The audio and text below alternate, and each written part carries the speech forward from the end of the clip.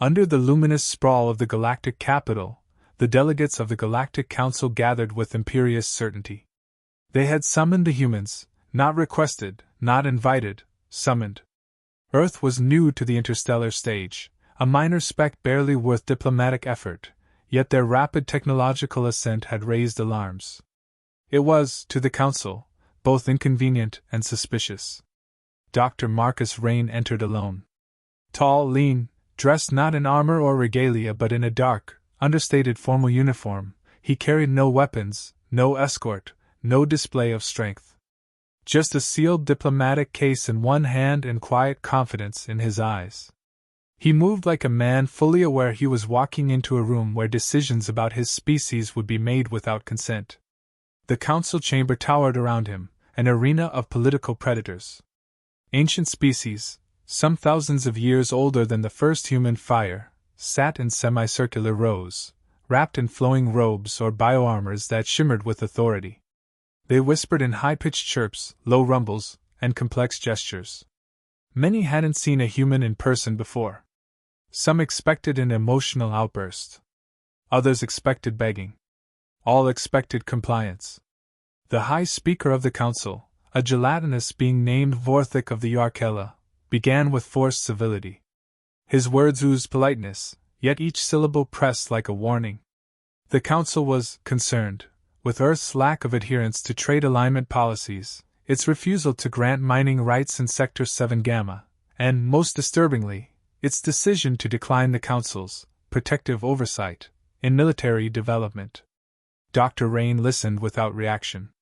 His face betrayed no emotion. When the speaker concluded, silence hung like a storm cloud. The Council waited, ready for a rebuttal they'd already planned to ignore. Rain set his case on the floor, his voice even. "You summoned us. We came. And now you'll listen." A collective ripple of disapproval spread.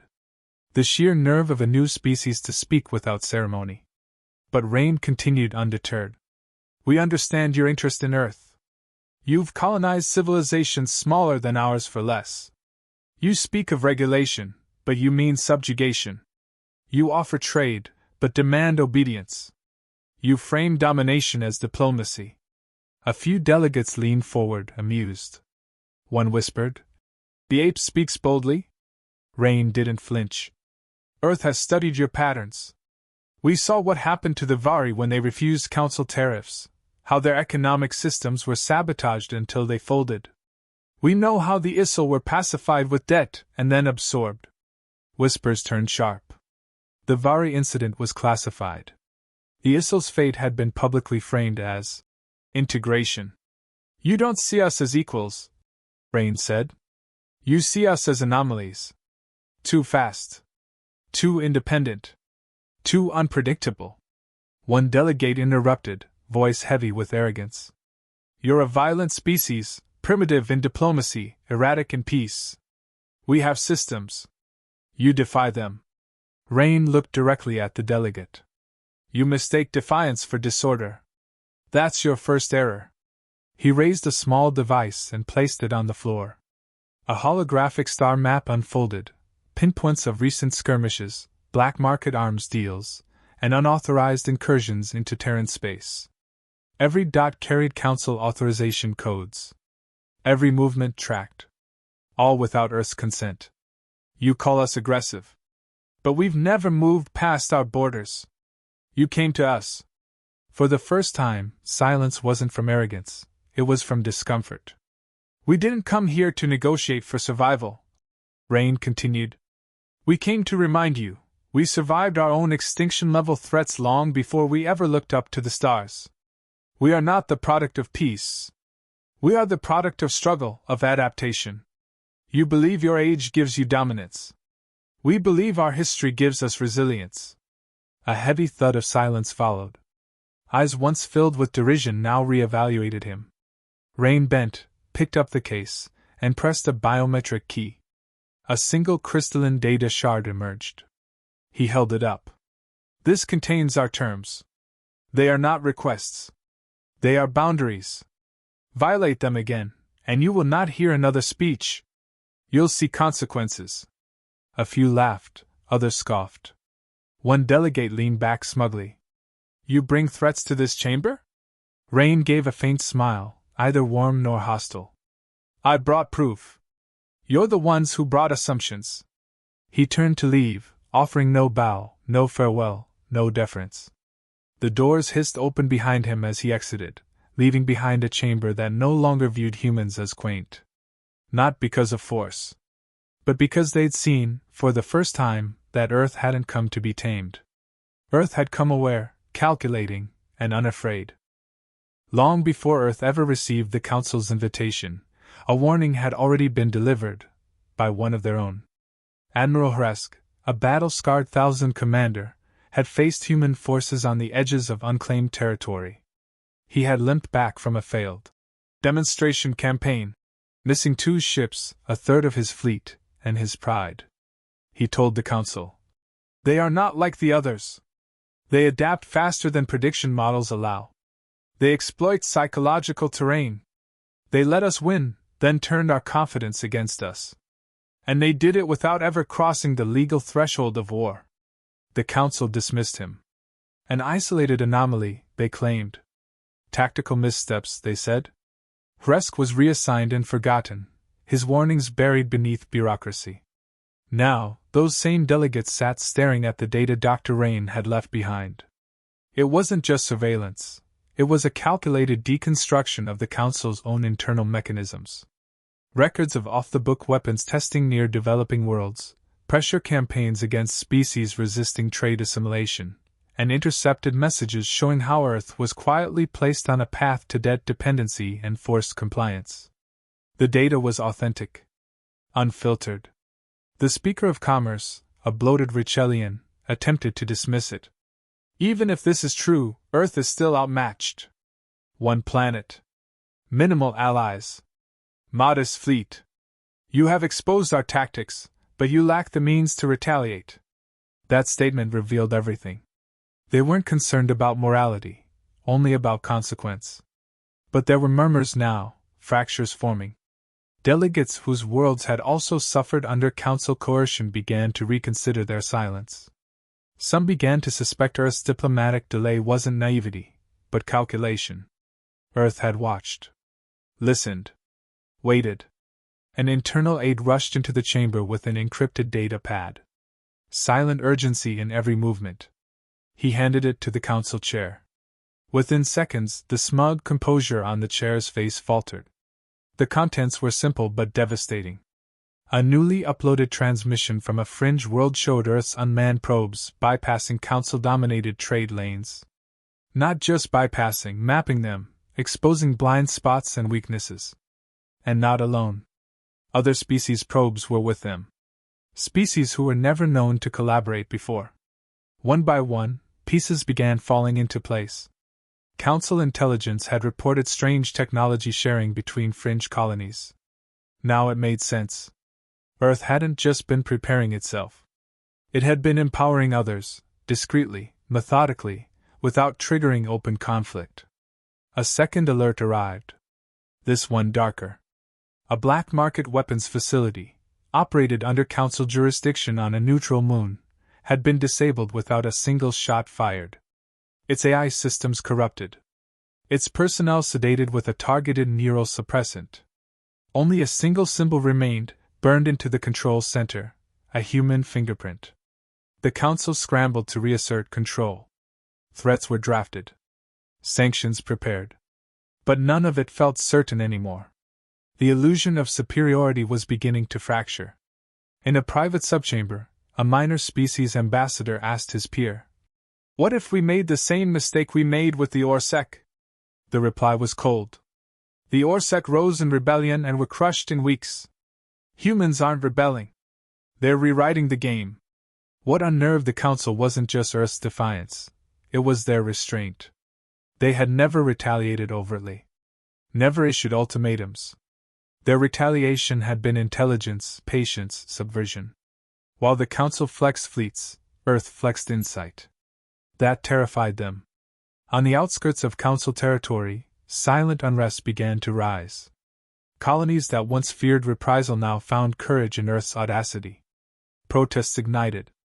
A freighter captain refused to pay Council tariffs, citing Terran precedent. A merchant convoy rerouted itself to a neutral port flying a human-made security system. The ripple was spreading. Inside the chamber, the chair's voice rang out, this time less commanding. We cannot allow precedent. Earth's tactics, if not countered, will spread disorder.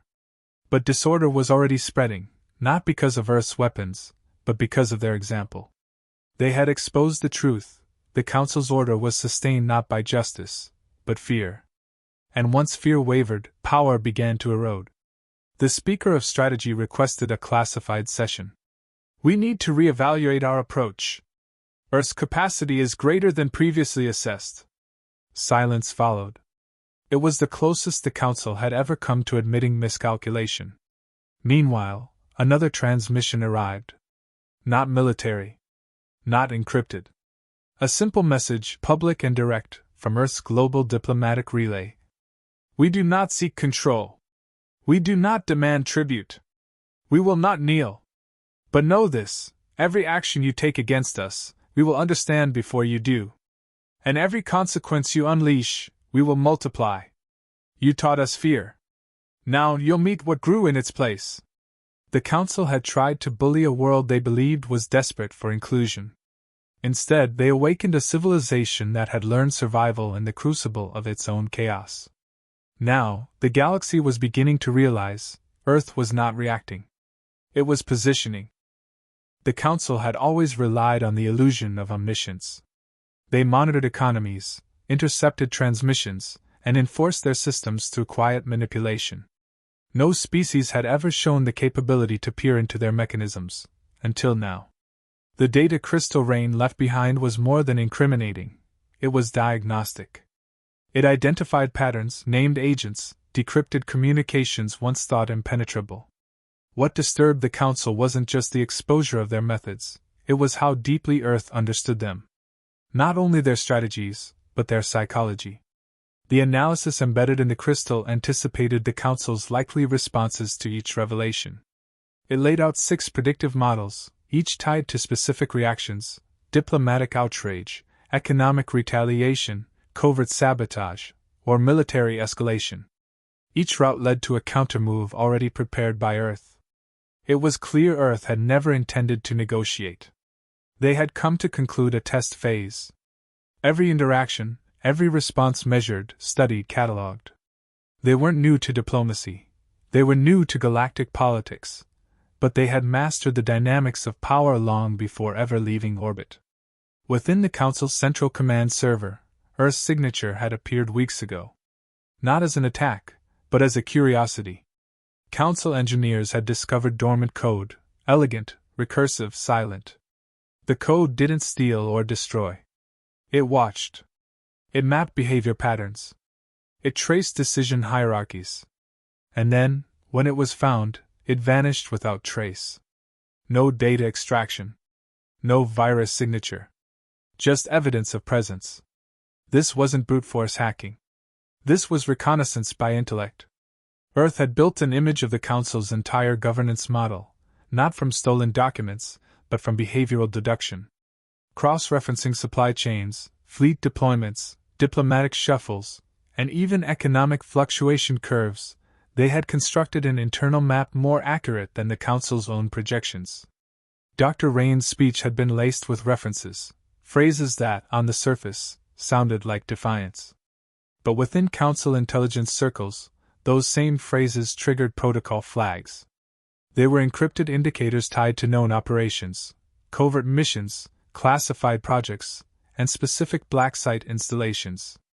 Earth wasn't just revealing what they knew. They were declaring how much they'd been allowed to see, and by extension, how much they had chosen not to act on, yet. This restraint became the Council's greatest unease. Had Earth launched a fleet, it would have confirmed expectations, aggression from an unstable species.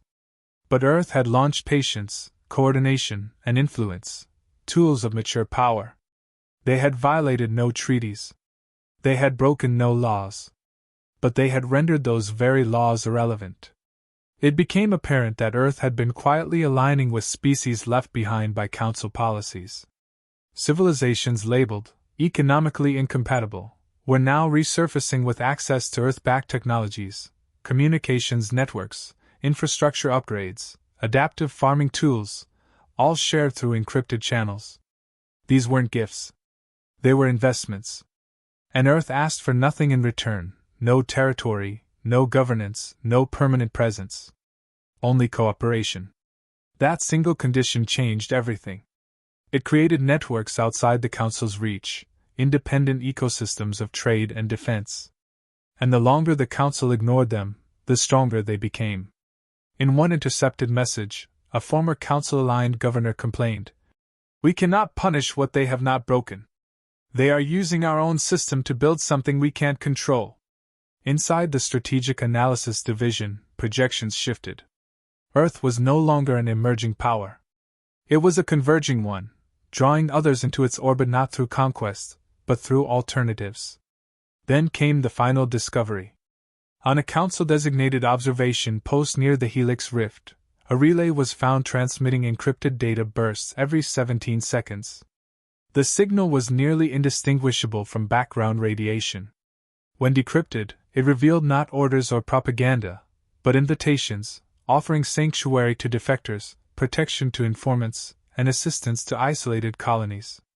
Not to join Earth, but to be free from Council dominance. Earth wasn't building an empire. It was building a precedent. The phrase repeated in dozens of transmissions. Consent before compliance. Knowledge before submission. Survival without subjugation.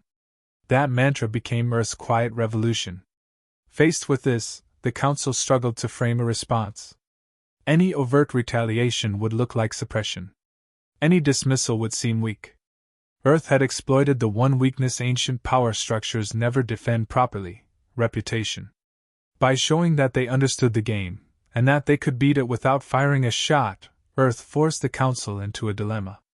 Retaliate, and prove Earth's warnings true. Do nothing, and validate their ascendancy. Every simulation the Council ran ended with the same outcome: Earth reshaping the balance of galactic politics not through war, but through systems the Council no longer fully controlled. In trying to isolate and intimidate humanity, they had introduced a variable they couldn't predict. And now they faced an adversary that didn't posture, didn't bluff, and didn't need their approval to change the rules.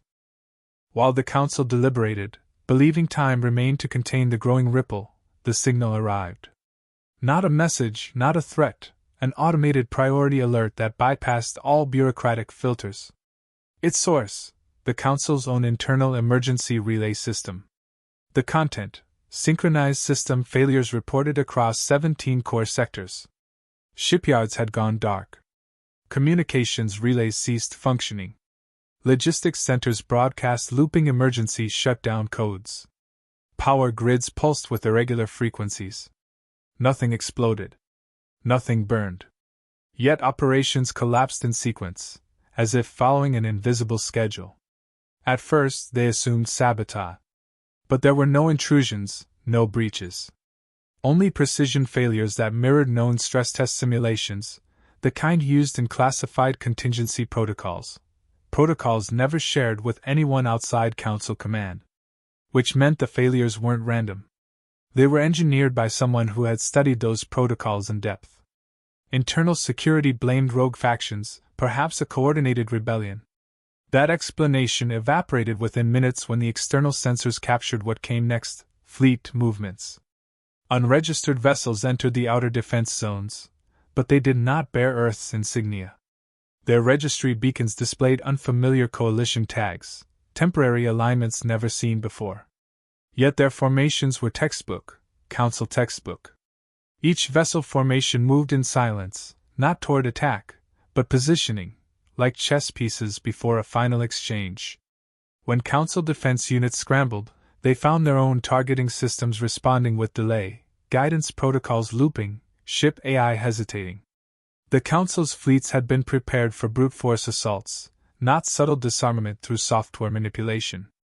At the center of it all, orbiting silently in a stealth shell, was a single Terran command node, a vessel the size of a corvette, carrying no weapons, but broadcasting encrypted coordination bursts that directed the entire operation. It never approached. It simply watched. Inside the council chamber, panic fought for control. Delegates demanded answers. How could Earth pull this off? When did it begin? They had been asking the wrong question all along. It hadn't just begun. It had been underway for years. And Earth had never tried to hide it. They had simply ensured no one knew where to look. The territories surrounding Earth, once fringe zones, had become hubs of coordinated independence. Trade routes had slowly shifted unnoticed. Old space lanes were quietly abandoned in favor of newer, encrypted ones. Earth hadn't just resisted the Council's control. They had rerouted the flows of influence, economics, and communication without firing a shot. One Council envoy attempted to initiate a system-wide emergency reset. The command failed. Central override keys had been duplicated, rerouted to ghost proxies that led to nowhere. Someone had mapped the Council's own fallback systems and turned them into loops. A projection displayed the scope of the disruption. 17 sectors, representing nearly 40% of the Council's military readiness, were offline or paralyzed. No attack. No invasion. Just silence and control. Then came a final signal, short and unmistakable. One sentence, translated into all known galactic tongues. You believe the apex predator was the one who growled loudest. No identification. No location. But the meaning was clear. Earth had triggered what their internal strategists had once labeled Apex Protocol. Not war. Not occupation. A complete demonstration of dominance without violence. Meanwhile, unaligned species, long pressured into obedience, began sending open declarations of neutrality. Some offered gratitude. Others offered partnership. But none offered resistance. The Council, for the first time in its history, stood exposed, stripped not by fleets or bombs, but by transparency and precision. And still, Earth had made no demand. No ultimatum followed. No call for territory or titles. Their only message had already been delivered: we are here, and we see everything. In the aftermath, Council chambers remained paralyzed. Strategies collapsed before they could be written. Alliances eroded in whispers. Entire star systems paused trade negotiations, awaiting Earth's next move, not from fear of destruction, but from fear of irrelevance. And through it all, Earth remained silent. No formal announcements. No declarations of victory. Only one undeniable fact remained. They had arrived. They were no longer an emerging power, no longer a curiosity. Earth was the variable that outmaneuvered calculation, the outlier that refused to play by inherited rules. The Council had gambled on humanity's inexperience. Instead, they had awakened a species that had survived extinction by mastering chaos. Now, in the face of perfect restraint and flawless execution, the galaxy began to understand: the apex predator wasn't the loudest, the oldest, or the most numerous. It was the one that didn't need to bite to end the hunt. The Council attempted recovery, but the foundation had already cracked. In the absence of gunfire or invasion, fear spread faster than missiles ever could. Entire colonies, once compliant out of necessity, ceased responding to Council directives. Security patrols returned to ports only to find access codes invalidated, flight paths rerouted, and authority questioned by their own allied species. The old chain of command had unraveled. Every world that had once suffered under the unspoken threat of economic or military enforcement now had a precedent. Earth hadn't burned a single city, yet the entire structure of dominance was collapsing under its own weight. The illusion of control, once so absolute, had been punctured by precision, not pressure. Council analysts scrambled to identify vulnerabilities, but the truth was brutal: there was no single weak point. Earth hadn't relied on a single strategy or breakthrough. It had used everything: diplomacy, silence, observation, empathy, and when necessary, technological superiority, to alter the flow of influence. It didn't seek compliance. It removed the desire for submission entirely. In the shadows of every sector now stirring with change, quiet voices carried messages of defiance. Species once isolated had started sharing knowledge. Defense networks long kept primitive had been upgraded through backdoor channels. Earth had seeded not rebellion, but confidence, something far more difficult to extinguish. The Council called for an emergency summit. Only half the member states attended. Many sent observers rather than representatives. Some simply ignored the call. Those who did arrive brought more questions than solutions. Where had their oversight failed? How had their models not predicted this trajectory? Why didn't Earth claim power outright?